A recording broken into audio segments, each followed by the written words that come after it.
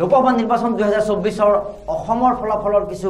বাৰ্তা লৈ ডেমক্ৰেসিৰ ষ্টুডিঅ'ৰ পৰা মৰম কুমাৰ অসমৰ যে 14খন আসনত আৰু এই 14খন আসনত পূৰ্বে ভবামতে কিছু ফলাফল হোৱা দেখা গৈছে 11খন আসনত বিজেপি আৰু ইয়াৰ মিত্ৰজোঁট বিজেপি আৰু মিত্ৰজোঁটৰ প্ৰাৰ্থী আগবাঢ়ি আছে 3খনকৈ আসনত আগবাঢ়ি আছে কংগ্ৰেছ দল আটাইতকৈ লক্ষণীয় বিষয়টো হ'ল যোৰহাটক লৈ কাৰণ আমি জানো যে পূৰ্বৰ কলিয়াবৰৰ সাংসদ আৰু হেউটেকৰ কলিয়াবৰৰ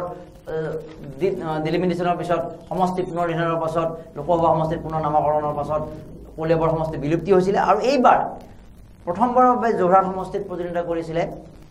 গৌৰৱ গগৈয়ে আৰু গৌৰৱ গগৈক লৈ বিভিন্ন কথা কৈ থকা হৈছিল যে গৌৰৱ গগৈ কৰবাত হাৰিব নেকি পৰাস্ত হ'ব নেকি কিন্তু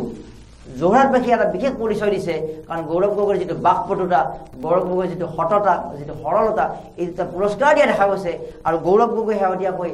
যথেষ্ট প্ৰায় 1 লাখৰ ওচৰা-ওচৰি ভোটত তেওঁ অগ্ৰগতি লাভ কৰিবলৈ সক্ষম হৈছে আৰু তাত তপন গগৈয়ে মুখ থকা হোৱাটো একেবাৰে নিশ্চিত হৈ পৰিছে আৰু গৌৰৱ গগৈ নিৰ্বাচিত হোৱাটো যথেষ্ট এটা সংকটাপূৰ্ণ হ'ব বুলি ভবা হৈছিল যদিও তাত কিন্তু গৌৰৱ গগৈৰ বৃহৎ অগ্ৰগতি লাভ কৰিছে আৰু ফলাফল ঘোষণাৰ যেহেতু মাত্ৰ কিছু মুহূৰ্ত আছে কিছু সময় আছে এনে ক্ষেত্ৰত গৌৰৱ গগৈৰ শেহতীয়া অগ্ৰগতিয়ে যোৰহাট আসনখন যে কংগ্ৰেছে লাভ কৰিব এই কথা প্ৰতীয়মান হৈছে আৰু যোৰহাটবাসীয়ে এটা বুদ্ধিৰ পৰিচয় দিছে হয়তো যেহেতু সংবাদ মাধ্যমত দেখা গৈছিলে নিৰ্বাচনৰ পূৰ্বে বহু বিজেপিৰ কৰ্মকৰ্তাই উল্লেখ কৰিছে যে মই বিজেপিৰ কৰ্মকৰ্তা কিন্তু অসমৰ স্বাৰ্থত অসমৰ পৰা এগৰাকী এনেকুৱা শক্তিশালী বাকপটু নেতা লোকসভাত দবদবাই থাকিব পৰা নেতা বিজয় হোৱাৰ স্বাৰ্থত ময়ো কিন্তু তেওঁকে সমৰ্থন কৰিম আৰু এইবাৰ তাৰে আচলতে তেওঁৰ যিটো সততা পূৰ্বৰ যিটো মুখ্যমন্ত্ৰী অসমৰ তৰুণ গগৈৰ পুত্ৰ হিচাপে বা তেওঁৰ বিগত সময়ছোৱাৰ যিখিনি ট্ৰেক ৰেকৰ্ড বুলি কোৱা হয় যে লোকসভাৰ তেওঁৰ যিটো বাকপটুতা অমিত শ্বাহ গৃহমন্ত্ৰীৰ সন্মুখত চকুত হৈ কথা কোৱাৰ যিটো সাহস এই কথা কিন্তু পুৰস্কাৰ লাভ কৰিছে আৰু তেওঁ যিহেতু বিগত সময়ছোৱাৰ নিৰ্বাচনত যদিও বা এই মুহূৰ্তৰ বা আজিকালি ৰাজনীতিত যথেষ্ট এটা নিগেটিভ কেম্পেইনিং থাকে নিগেটিভ এটা কেম্পেইনিং থাকে বিপৰীত পক্ষে যথেষ্ট আক্ৰমণ কৰা হয় কিন্তু গৌৰৱ গগৈ সততাৰ পৰিচয় দি দলসমূহক যদিও সমালোচনা কৰিছে যুক্তি বা কোনখিনি কৰিছে কোনখিনি কৰিব আৰু বিভিন্ন কথা তেওঁলোকে অশালীন হোৱা নাই যি অশালীন হয়তো বিজেপিৰ বহু নেতা হোৱা দেখা গৈছিলে ইভিন তাত গৌৰৱ গগৈয়ে যদি জয়লাভ কৰে পি হাজৰিকাই ৰাজনীতিৰ পৰা সন্যাস ল'ম বুলিও কৈছিল এতিয়া কি কৰে দেখা যাব যদি এইবিলাক মুখৰ কথা কৈ দিয়ে এতিয়া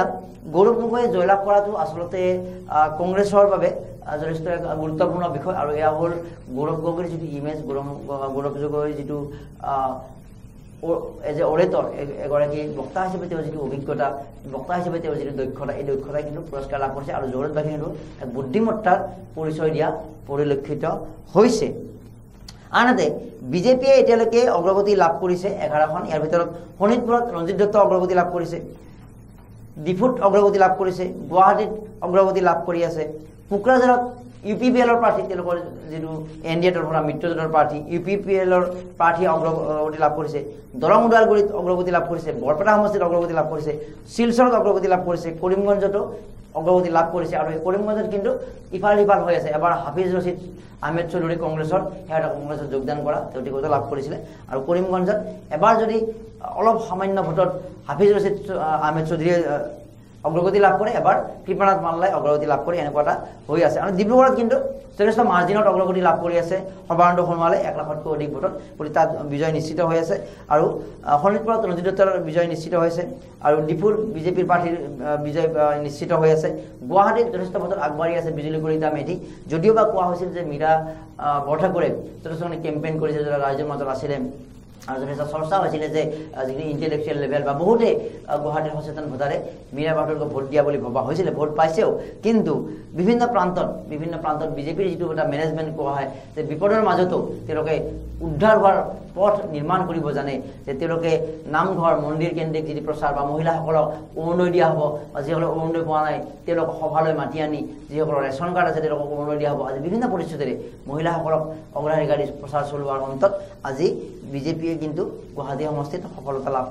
ইতিমধ্যে কৰা বুলিয়ে ক'ব লাগিব আৰু তেওঁ বিজয়ৰ পথত আগবাঢ়িছে কোকৰাঝাৰত জয়ন্ত বসুমতাৰী ইপিপিএলৰ প্ৰাৰ্থী জয়লাভৰ দিশত আগবাঢ়িছে দৰং ওদালগুৰিত ইতিপূৰ্বে থকা তেওঁলোকৰ বিজেপিৰ সাংসদ